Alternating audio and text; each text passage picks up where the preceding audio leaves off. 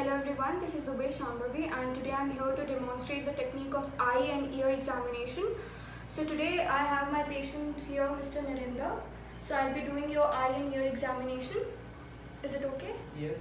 So I'll perform the first eye test, which is related to visual acuity. So basically visual acuity is a test for cranial nerve 2 and it is a measure of central vision. So I'll do this visual acuity test by using Snellen eye chart.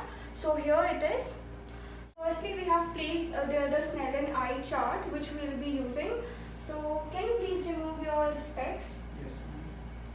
So this is the Snellen eye chart which we will be using for the visual acuity test, and make sure that the distance between the chart and the patient is 20 feet. So now I'm going to start the technique. For that I require a cover by which I'm going to cover his one eye and ask him to read the Snellen chart. So are you ready? Yes. Can I cover your one eye? Yes. Can you please read? Yeah. EFPTOZ. That's it. Okay, now I'm going to cover his next eye. EFPTOZLEPD. Okay, thank you. So his visual acuity was 20/40. So the upper number, basically the normal visual acuity is 20/20. So the upper number demonstrate the distance of the patient from the chart, and the lower number demonstrate the normal eye vision, how much they can read. And so basically his visual acuity was 20/40. So it was, since the lower number was a bit higher, so his eyesight was a little bit weak. Next test for visual acuity is pinhole test.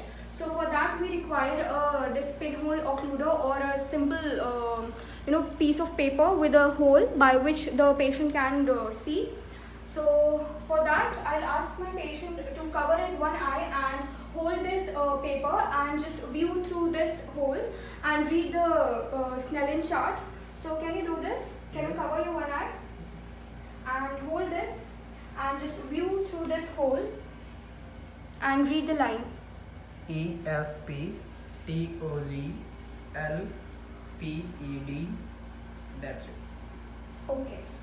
So because of this pinhole test, he can read one more line, because basically the light concentrates in the center and he can focus through it. So yes, this increased his vision a little bit.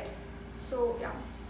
So the next test which I am going to perform is related to visual field. So visual field is a measure of central vision as well as peripheral vision or side vision. So for that, firstly I am going to perform static wiggle finger test. So for that, what I will be doing, make sure that you are 1 arm apart from your patient. Place my 2 index fingers simultaneously lateral to his ears, almost 2 feet apart. So now I'll start the test. Are you ready? Yes. Okay, so like this, and now I'll wiggle my fingers. Yes, I can see that. Okay, thank you. So now I'm going to demonstrate another test, which is extraocular movements of eye. So for that I'm going to make an edge pattern and ask him to follow my fingers. So are you ready for it? Yes. So now I'll be making an edge pattern and you have to follow my fingers, right? And I'll just focus on my finger. So I'm starting.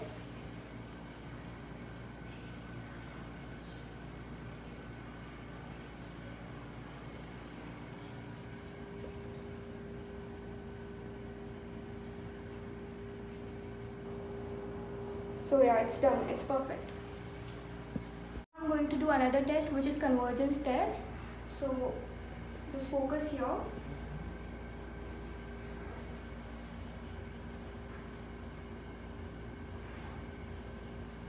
Next test which I'm going to do is cover uncover test. So for that I'm going to cover his one eye, and you see here, focus at the tip of my nose. Okay? And now I'll remove this cover and see the movement of other eye. So yeah, it's fine. Now for the next eye. Yeah, it's fine. Now I'm going to examine his pupil. So for that I'm going to show this pen light onto his eye and see the response of his pupil. So just open your eyes, please. Yeah, his pupils are constricting. Now for the next eye.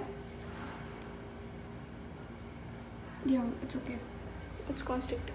To do ophthalmology ophthalmoscopic test. So for that I need an ophthalmoscope. So make sure that the diopter of the ophthalmoscope is at 0. And before starting the test, first of all we are going to darken the room, and also we are going to, by using this test, we are going to observe the outline of the disc, the color of the retina, the red reflex and physiologic cup. So let's start. First, darken the room. So can you please?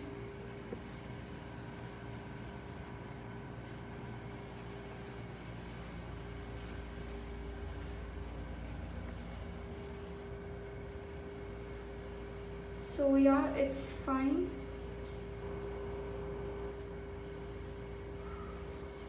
So now I'm going to examine his ear.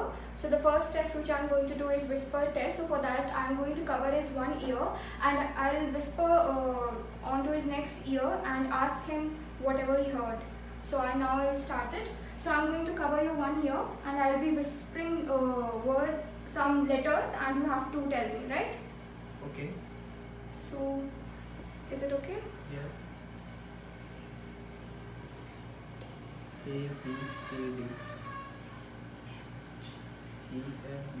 So the next test which I'm going to perform is Weber's test. So for that we require tuning fork. So I'm going to bang this tuning fork here and I'm going to place this onto the this tuning fork on the head of my patient and ask him whether he can hear it or through both the ears or through one ear. So now I'll start. So I'm placing at the middle of the head. Can you hear it? Yeah. Equal in both. Yeah. Alright, so it's fine. He can hear equally, the sound equally from both the ears, so means his ears are fine. So the next ear test which I'm going to do is a Rennie test. In this I'm going to test the air conduction as well as the bone conduction of the ear. So for that also we require a tuning fork. Place this tuning fork onto his mastoid bone and you will tell me when the sound will stop, okay? Okay. Placing this tuning fork onto the mastoid bone. So you tell me when the sound stops. Disappear. Okay. Now tell me.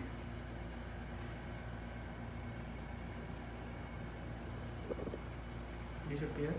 Okay, so it's fine. So now I'm going to examine his ear through otoscope. So through otoscope I'll check the internal ear things like whether his ear is having any perforation or any pus or exudation inside the internal ear. So I'll be doing it. So for that, firstly I'll pull his ear upward, outward and backward, and now I'm going to place my otoscope and check.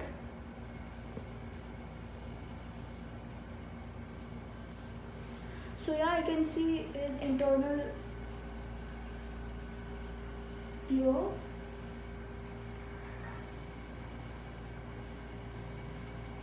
It's fine. I think yeah, it's fine. That was all from my side, eye and ear examination. Thank you.